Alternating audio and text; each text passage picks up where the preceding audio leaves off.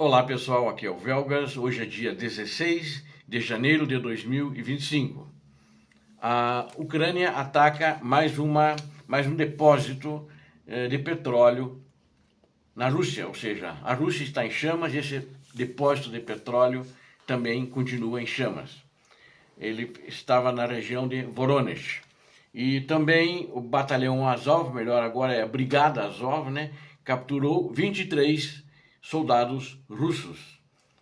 E vamos falar também sobre o teatro de operações, entre outros assuntos. E quero dizer a vocês que inscrevam-se no canal, convido a inscreverem-se no canal.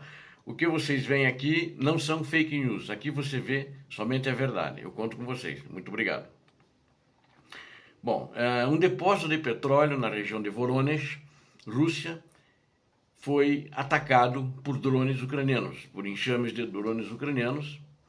Foi confirmado pelo governador regional Alexander Gusev, E, segundo o próprio governador, não houve vítimas.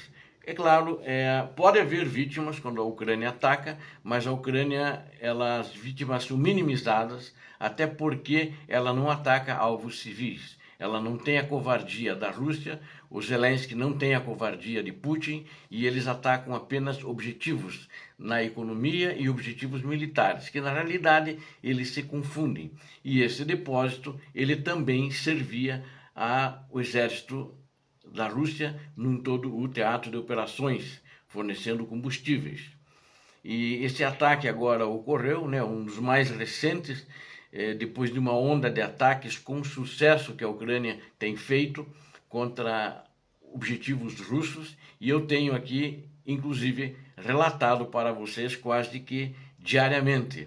Então, esses ataques têm proporcionado prejuízos muito grandes à estrutura militar da Rússia, tal como à economia da Rússia, E não vou entrar em detalhes desses outros ataques, porque já discutimos eles outros dias. Este é o mais recente, E foi um volume de drones, embora que o governador disse que todos os drones foram abatidos, mas o incêndio que ele pegou em todo o depósito é causado pelos destroços, sabe? Então, na realidade, esses caras eles não sabem nem mentir direito, até pelas proporções, e o incêndio ainda está consumindo todo o depósito, Então esse é o resultado nesse ataque a Voronezh, em que a Ucrânia mais uma vez teve sucesso, e mostra também a vulnerabilidade não só do depósito, mas da Rússia, que a Ucrânia tem atacado, que nem esse devia estar uns 200 quilômetros da Ucrânia, da fronteira da Ucrânia, 465 quilômetros de Moscou, e eles fizeram com sucesso, mas a Ucrânia, o último que eu relatei, que foi mais longe, 1.300 quilômetros, na região de Tataristão. Então, a Rússia está muito vulnerável. A Rússia não é aquilo que apregoavam na propaganda os seus prepostos propagandistas e a mídia, e outros, E também eu quero falar aqui sobre o regimento, a Brigada Azov. Vocês vejam só a situação. Os russos estavam tentando tomar Dotorex, E quando eles eram expulsos das áreas das casas, o batalhão Azov estava ali combatendo-os, e aí eles começaram a olhar e fazer uma limpeza, ver se não tinha feridos, ver se não tinha alguém infiltrado. E eles chegaram ali num porão, e numa das casas, um porão grande, os soldados e militares do batalhão Azov, e o comandante da fração, que estava ali da fração militar, e eles encontraram 23 soldados russos no porão. Então eles foram se escondendo, porque à medida que alguns recuavam, como os russos estão matando os seus feridos, eles não estavam feridos, nenhum deles, mas parece uma coisa que foi combinada entre eles. Eles entraram no porão e ficaram lá.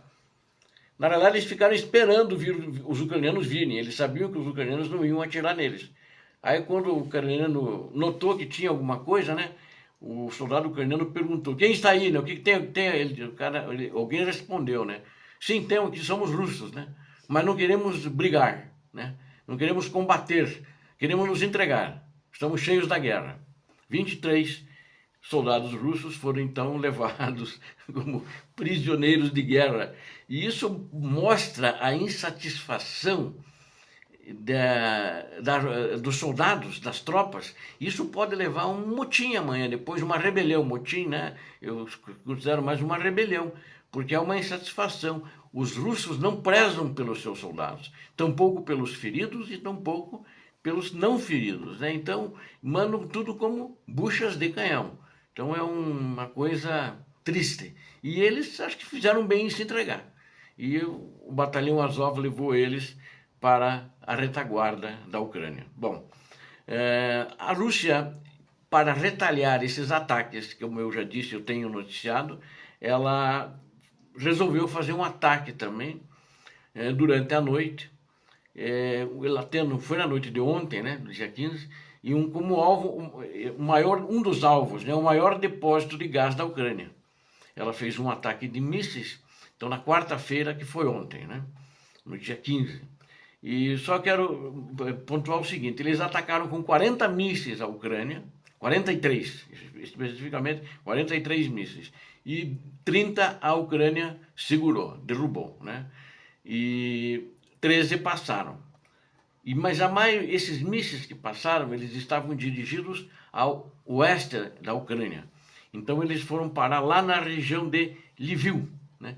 E eles estavam procurando, na realidade, quer dizer, eles tinham já as coordenadas de um local de armazenamento subterrâneo de gás. Então eram mísseis de cruzeiros, mísseis potentes e poderosos. Se acertasse, iria trazer um prejuízo muito grande. Mas eles foram acertar outro lugar. Não acertaram ou eles, acredito que eles não sabiam exatamente as coordenadas. Quem passou as coordenadas para eles, as coordenadas não eram exatas e foram explodir em outro lugar, que também deram um certo prejuízo, mas não tinha vítimas e está tudo funcionando normalmente. Mas, segundo as informações, eles passaram longe do depósito de gás, né? Onde é armazenado o gás. E seria um prejuízo muito grande. Acho que mataria muita gente, porque ia se espalhar pela região. Aí tem armazenado, segundo as informações da Ucrânia, do governador da região de Lviv, inclusive nos jornais de Lviv, no Kyiv Post, por exemplo. Quem quiser pode dar uma olhada, só que é um jornal ucraniano.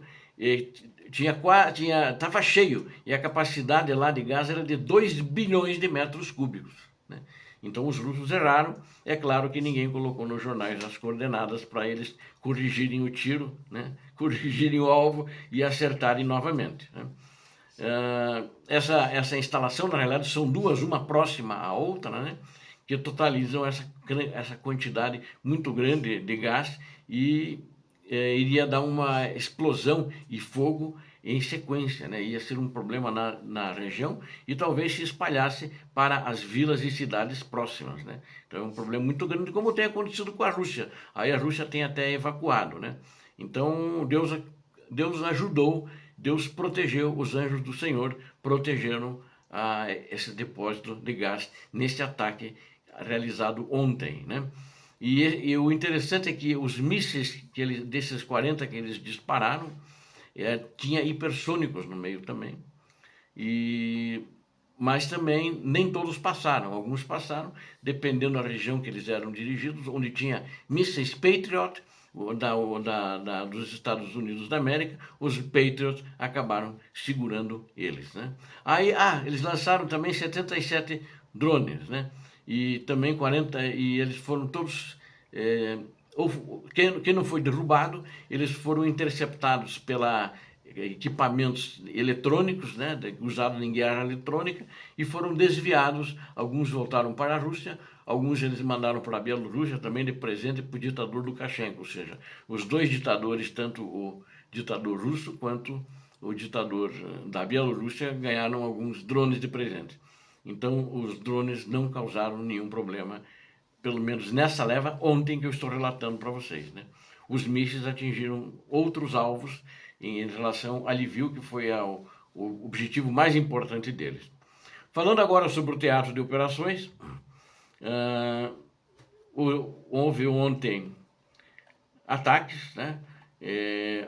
os 118 ataques em todo o teatro de operações. Vejam que ele às vezes sobe e diminui, mas na média ele está diminuindo, né? Aquilo que eu falei, a Rússia está desacelerando por falta de recursos, né? Os invasores russos terroristas lançaram 33 ataques aéreos no território da Ucrânia, né, do teatro de operações, do território do teatro de operações, e também 44 mísseis que eles lançaram, desses mísseis de S-300, né, que eles converteram para atirar, fazer terra-terra, que são mísseis terra-ar, né? E também lançaram 46 bombas guiadas, né? E lançaram mais de 900 drones kamikaze e também aproximadamente 4.400 tiros de artilharia. E não tiveram sucesso em nenhuma das investidas em nenhum dos locais, né? E na região de Pokrovsk, que é onde de fato foi intenso, 41 ataques, e todos esses ataques foram repelidos. Eu quero agora, inclusive, fazer uma nova informação, que ontem eu disse que Zeleny, no dia anterior, ou seja, anteontem, tinha sido tomada pela Rússia, né, como de fato foi, mas durou um dia. Hoje já nos ataques, a Ucrânia já estava defendendo, ela bem cedo, já de madrugada, entrou em Zeleny e expulsou os russos. Então voltou para as mãos da Ucrânia, a região de Zeleny ali. Então os ucranianos foram muito rápidos, não deram tempo para os russos firmarem posição ali naquela região, né? Em Kursk, na província de Kursk, apenas 15, segundo o Estado-Maior do Exército Ucraniano, considera que são escaramuças, não houve nada pesado, né? E houve alguns ataques aéreos, né? No caso, 10 ataques aéreos e 15 mísseis antiaéreos também, que foram lançados no sentido terra-terra, e 300 tiros de artilharia. Mas em termos de tropas, não ocorreram grandes confrontos, né? Apenas algumas escaramuças. Então essa é a visão final do que aconteceu ontem no teatro de operações.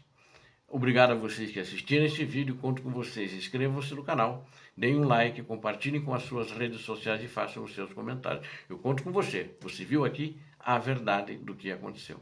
Deus abençoe vocês, Deus abençoe a Ucrânia, Deus abençoe o Brasil. Paz e bem, paz para toda a humanidade.